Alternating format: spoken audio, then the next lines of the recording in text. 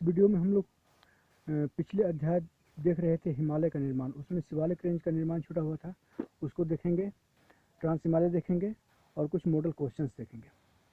तो शिवालिक हिमालय का निर्माण मध्य हिमालय के दक्षिण में हुआ। निर्माण का काल था प्लायोसिन, और इस काल में मध्य हिमालय के दक्षिणी हिस्से में जो छोटी सी बहुत उथली द्रोणी बच गई थी, भूसनति बच गई थी, उस भूसनति में इंडो ब्रह्मपुत्र नामक नदी, जो ब्रह्मपुत्र का ही पुराना रूप था, वो बह रही थी। पूरब से पश्चिम की ओर बहती थी और सिंधु में मिलकर अरब सागर में गिरती थी। भारतीय प्लेट जब उत्तर की ओर खिसका तो उस कंडीशन में इंडो ब्रह्मपुत्र नदी का सारा तलछट, सारा मलबा मुड़कर ऊपर की ओर उठ गया और शिवालिक हिमालय का निर्माण हुआ। इस शिवालिक हिमालय का विस्तार जो है पंजाब में पोटवार से लेकर तीस्ता नदी, पूर्व में तीस्ता नदी तक फैला हुआ है। इसकी चौड़ाई पंजाब और हिमाचल में जहाँ 50 किलोमीटर है, वहीं अरुणाचल में 15 किलोमीटर के करीब है। यह सबसे कम विस्तृत हिमालय श्रेणी है, जिसकी औसत ऊंचाई 600 से 1500 मीटर है। तो यहाँ पर यह क्वेश्चन कई बार पूछ चुका है कि किस शिवालिक का निर्माण किस नदी के ऊपर उठने से या किस नदी के तलछट के ऊपर उठने से हुआ है। तो इसका सही आंसर है इंडो ब्रह्मपुत्र नदी। शिवालिक रेंज पूरी तरह से परतदार चट्टानों से निर्मित है और वर्तमान में इसके ऊपर जो जंगल थे, उस जंगल के कटने से इसका अपर्दन बहुत तेजी से हुआ है। खैर, इसके अलावा चौथा जो श्रेणी था वो है आपका ट्रांस हिमालय। ट्रांस हिमालय महान हिमालय के उत्तर स्थित है। ट्रांस हिमालय में काराकोरम, लद्दाख, जास्कर, कैलाश पर्वत शामिल हैं। खास करके काराकोरम को, जो कि ट्रांस हिमालय का हिस्सा है, उच्च एशिया की रीढ़ कहते हैं, backbone of high Asia. Sindhu नदी जो कि लद्दाख और जास्कर के, इसी ट्रांस हिमालय में सिंधु नदी जो है लद्दाख और जास्कर के बीच से होकर बहती है। और यहीं पर मैं बता दूं कि सिंधु जो है यह जोजिला दर्रे का निर्माण करती है। इसी तरह से सतलज जो है ये सिपकिला दर्रे का निर्माण करती है, और तीस्ता नदी है वह जयलेपला दर्रे का निर्माण करती है, जबकि चुम्बी नदी जो है नाथुला दर्रे का निर्माण करती है। और आपको पता है कि नाथुला और भूटान और सिक्किम के सीमा पर स्थित है। तो महान हिमालय, महान हिमालय को हम लोग ट्रांस हिमालय पढ़ रहे थे। तो ट्रांस हिमालय में ही भारत की सर्वोच्च चोटी गोडविन ऑस्टिन या कृष्णराज गिरी 2 या फिर K2 जिसे कहा जाता है, वो स्थित है। तो भारत की सबसे ऊंची चोटी K2 है, जो कि ट्रांस हिमालय में स्थित है, जबकि विश्व की सबसे ऊंची चोटी माउंट एवरेस्ट है, जो कि महान हिमालय में नेपाल में स्थित है, सागर माता के नाम से भी जानी जाती है। भारत की दूसरी सबसे ऊंची चोटी कंचनजंगा है। K2 की ऊंचाई 8611 मीटर है। इसके अलावा ट्रांस हिमालय में सियाचिन ग्लेशियर, बिचाफू ग्लेशियर, बाल्टेरो ग्लेशियर स्थित हैं। ट्रांस हिमालय में चूंकि ठंडी के कारण लगातार बर्फ जमा रहता है, इसलिए यहाँ पर वनस्पति का पूर्णतः अभाव है। साथ ही ट्रांस हिमालय की विशेष खासियत यह है कि सतलज, सिंधु और ब्रह्मपुत्र नदियाँ ट्रांस हिमालय से ही निकलती हैं। खैर, अब रहा पूर्वांचल की पहाड़ियाँ। तो पूर्वांचल की पहाड़ियाँ हिमालय का ही विस्तार हैं, जो कि पूर्वी विस्तार है। यह खास करके भारत और बर्मा की सीमा पर स्थित है। इसके अंतर्गत अरुणाचल की मिसमी पहाड़ी, पटकोई पहाड़ी, नागालैंड की नागा पहाड़ी, मणिपुर की मणिपुर पहाड़ी, कछार पहाड़ी, मिजोरम की मिजो पहाड़ी और त्रिपुरा पहाड़ियाँ इसमें शामिल हैं। सारामती जो है वो नागा पहाड़ी की सबसे ऊंची चोटी है, जो कि पूर्वांचल की पहाड़ियों में आता है। इनकी ऊंचाई मैक्सिमम, जैसे डाफावाम, ये मिसमी की सबसे ऊंची चोटी है, 4578 मीटर ऊंचा है, और लगभग 3500 से 4000 मीटर ये पूर्वांचल की पहाड़ियाँ ऊंची हैं। ये एक दूसरे से काफ़ी सटी हुई हैं और हिमालय का जो पूर्व पश्चिम प्रतिरूप है उसके अनुसार ये पहाड़ियाँ नहीं हैं। इसमें मेघालय की पहाड़ियाँ भले गारो खासी जानतिया पूर्व पश्चिम प्रतिरूप में पाई जाती हैं, लेकिन ये सभी पहाड़ियाँ जो हैं उत्तर दक्षिण प्रतिरूप में पाई जाती हैं। खैर, अब हम देखेंगे हिमालय का प्रादेशिक वर्गीकरण। हिमालय का प्रादेशिक वर्गीकरण सबसे पहले सिडनी बुर्रार्ड ने, या ऑस्ट्रेलियन जियोलॉजिस्ट थे, इन्होंने किया था। इन्होंने हिमालय को 4 भागों में बांटा था। नदियों के आधार पर, नदियों द्वारा विभाजन के आधार पर हिमालय को इन्होंने 4 भाग में बांटा था। पहला था पंजाब हिमालय, जो कि सिंधु और सतलज नदी के बीच था और इसकी कुल लंबाई 560 किलोमीटर है। दूसरा है कुमायूं हिमालय, जो कि सतलज और काली नदी के बीच में है, इसकी कुल लंबाई 320 मीटर है। तीसरा है नेपाल हिमालय, जो काली और तिस्ता के बीच में है, इसकी कुल लंबाई है 800 किलोमीटर। और चौथा है असम हिमालय, जो तिस्ता और दिहांग के बीच में है, इसकी कुल लंबाई है 720 किलोमीटर। तो इस तरह से इन्होंने 4 भागों में नदियों के आधार पर, नदियों द्वारा विभाजन किए जाने के आधार पर बांटा था। अब अगर हम पंजाब हिमालय की बात करें तो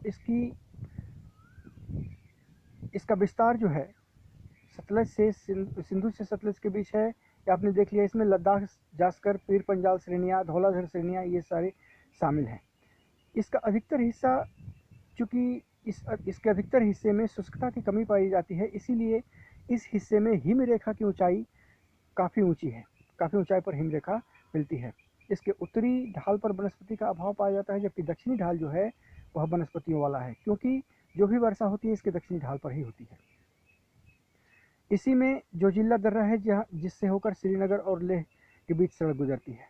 दूसरा है कुमायूं हिमालय, यह सबसे कम विस्तार वाला हिमालय का प्रादेशिक हिस्सा है, जो कि 320 किलोमीटर लंबाई में है, सतलज और काली नदी के बीच में। गंगा और यमुना की उत्पत्ति इसी क्षेत्र में होती है। बद्रीनाथ, केदारनाथ, त्रिशूल, गंगोत्री, नंदा देवी, कामेत, ये सब चोटियाँ इसी भाग में स्थित हैं। नंदा देवी इसकी सबसे ऊंची चोटी है। इसमें माना और नीति दर्रे आते हैं। इसके अलावा मसूरी और नागटिब्बा जैसी श्रेणियाँ इसी भाग में स्थित हैं। नेपाल हिमालय, संपूर्ण हिमालय को जो प्रादेशिक आधार पर बांटा गया था, उसमें सबसे विस्तृत हिमालय है। इसका अधिकतर विस्तार नेपाल में है। यह काली और तिस्ता के बीच में फैला हुआ है, 800 किलोमीटर की लंबाई में। एवरेस्ट, मकालू, कंचनजंगा, ये सभी के सभी ऊंची चोटियाँ इसी नेपाल में आती हैं।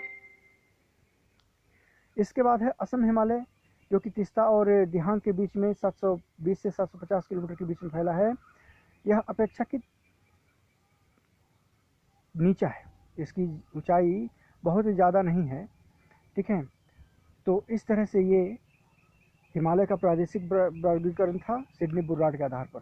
इसमें क्वेश्चन ये पूछा जाता है कि प्रादेशिक आधार पर हिमालय का जो वर्गीकरण किया गया था, उसमें से निम्न में से कौन सर्वाधिक लंबा है और कौन सर्वाधिक कम लंबाई वाला है। तो नेपाल हिमालय सर्वाधिक लंबा है और कुमायूं हिमालय सबसे कम लंबा है। अब रहा सवाल कि इसमें और अन्य क्वेश्चन कौन कौन है, तो दर्रा इसके प्रमुख हैं। दर्रे से क्वेश्चन हमेशा ऑब्जेक्टिव के रूप में आता है। जोजिला दर्रा कहाँ है, माना और नीति दर्रा किस राज्य में है या किस हिमालय में स्थित है, तो ये इस वीडियो में मैंने पहले ही बता चुका था। ऐसे माना और नीति दर्रा की जहाँ तक बात है, तो ये उत्तर प्रदेश में महान हिमालय में स्थित है। तो दर्रों को आप लोग अच्छे से देख लेंगे कि किन किन के बीच है और कहाँ स्थित है। दूसरा क्वेश्चन आपसे ये पूछा जाता है इसकी उत्पत्ति को लेकर। मैच द कॉलम में भी यहाँ पूछे जाते हैं कि महान हिमालय, लघु हिमालय और शिवालिक हिमालय, इनकी उत्पत्ति का काल क्या रहा है। तीसरा क्वेश्चन ये पूछा जाता है कि गुलमर्ग और सोनमर्ग जैसी घासें कहाँ पाई जाती हैं, किस हिमालय पर पाई जाती हैं, महान हिमालय पर पाई जाती हैं, मध्य हिमालय पर या लघु हिमालय पर। तो मैं बता चुका हूँ, ये मध्य हिमालय पर पाई जाती हैं। ये क्वेश्चन पूछा जाता है कि भारत के सर्वाधिक पर्यटन स्थल या मनोरंजन स्थल या स्वास्थ्यवर्धक स्थल किस हिमालय पर स्थित हैं, महान हिमालय पर, मध्य हिमालय पर या लघु हिमालय पर। तो ये भी मैं बता चुका हूँ, तो इसको आप एक बार देख लेंगे। दूसरी बात कि इनके बीच, इन हिमालय की इन तीनों श्रेणियों के बीच जो भ्रंश हैं, इन भ्रंश के बारे में पूछा जाता है कि ये किन दो श्रेणियों के बीच हैं या किन दो श्रेणियों के बीच कौन सा भ्रंश स्थित है। इसके बाद इनकी औसत ऊंचाई और औसत ऊंचाई पर भी हमें ध्यान रखना होगा। इसके बाद क्वेश्चन ये पूछा जाता है कि धौलाधर और धौलागिरी किस हिमालय में स्थित है, महान हिमालय में स्थित है कि मध्य हिमालय में स्थित है या फिर शिवालिक हिमालय में है। तो धौलाधर मध्य हिमालय में स्थित है या लघु हिमालय में स्थित है, जबकि धौलागिरी महान हिमालय में स्थित है। ये क्वेश्चन कई बार पूछ चुका है। इसी तरह से आपका नेक्स्ट क्वेश्चन है ग्लेशियर्स को लेके, कौन सा ग्लेशियर किस हिमालय में पाया जाता है। तो अधिकांशतः ग्लेशियर महान हिमालय में ही पाए जाते हैं। तो इस ग्लेशियर को लेकर क्वेश्चन पूछे जाते हैं, इस पर भी आपको ध्यान देना होगा। नेक्स्ट क्वेश्चन है कि सर्वोच्च चोटी और उसके उपनाम, जैसे माउंट एवरेस्ट सर्वोच्च चोटी है और लेकिन उसका उपनाम क्या है, तो सागरमाथा। ये कहाँ स्थित है, जैसे कंचनजंगा। बहुत बार इधर के प्रश्नों में हमने देखा है कि केटू पर चूंकि पाकिस्तान का अधिकार है, इसलिए अब भारत की सर्वोच्च चोटी कंचनजंगा रह गई है। तो ये क्वेश्चन भी पूछा जा चुका है। लेकिन अगर केटू उल्लेखित है तो आप कंचनजंगा में टिक नहीं लगा सकते, केटू में ही लगाएंगे। खैर, तो इसी तरह से हिमालय का पूर्वोत्तर हिस्से में नमचा बरवा घाट है और इस नमचा बरवा के पास दर्रे के सहारे ब्रह्मपुत्र नदी प्रवेश करती है। और मैं बता चुका हूँ कि ब्रह्मपुत्र नदी जो है ये किस दर्रे का निर्माण करती है, ये क्वेश्चन पूछा जाता है आपसे। और यही एक ऐसा प्लेस है नमचा बरवा जहाँ पर ब्रह्मपुत्र नदी भारत में प्रवेश करती है। ये क्वेश्चन कई बार पूछ चुका है कि निम्न में से किस बिंदु के पास ब्रह्मपुत्र नदी भारत में प्रवेश करती है। ब्रह्मपुत्र का चूंकि उल्लेख हो चुका है, इसलिए मैं बता दूं कि ब्रह्मपुत्र का उपनाम भी पूछा जाता है कि चीन में ब्रह्मपुत्र को किस नाम से जाना जाता है। इसी तरह से ट्रांसह्यूमन्स को लेकर पूछा जाता है कि ट्रांसह्यूमन्स की क्रिया किस घाटी में होती है, किन दो हिमालय की किस घाटी में होती है। तो महान हिमालय और लघु हिमालय के बीच की घाटी तथा लघु हिमालय के शीर्ष के बीच ट्रांसह्यूमन्स की क्रिया होती है, क्योंकि लघु हिमालय के ऊपरी हिस्से पर बर्फ के पिघलने के बाद जो घासें उगती हैं उसको सोनमर्ग और गुलमर्ग जम्मू कश्मीर में कहते हैं और बुग्याल तथा पग्याल उत्तराखंड में कहते हैं। इन घासों को चराने के लिए वहाँ की जनजाति अपने भेड़ बकरियों को लेकर इस पर चढ़ जाते हैं और इस तरह से ट्रांसह्यूमन्स की क्रिया होती है। तो ये क्वेश्चन कई बार पूछा जा चुका है। इसी तरह से मध्य हिमालय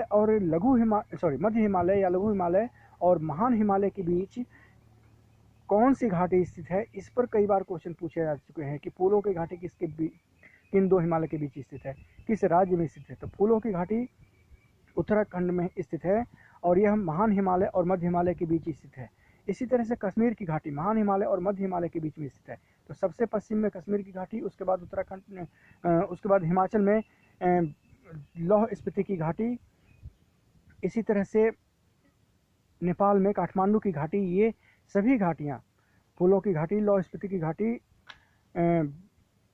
कश्मीर की घाटी, काठमांडू की घाटी, ये सभी घाटियाँ मध्य हिमालय और महान हिमालय के बीच स्थित हैं। तो ये प्रश्न आपसे जनरली पूछे जाते हैं। इसी तरह से शिवालिक हिमालय और मध्य हिमालय के बीच स्थित घाटी को क्या कहते हैं। तो शिवालिक हिमालय और मध्य हिमालय के बीच स्थित घाटी को पश्चिमी हिस्से में दून और पूर्वी हिस्से में द्वार कहते हैं। यह क्वेश्चन भी कई बार पूछा जा चुका है।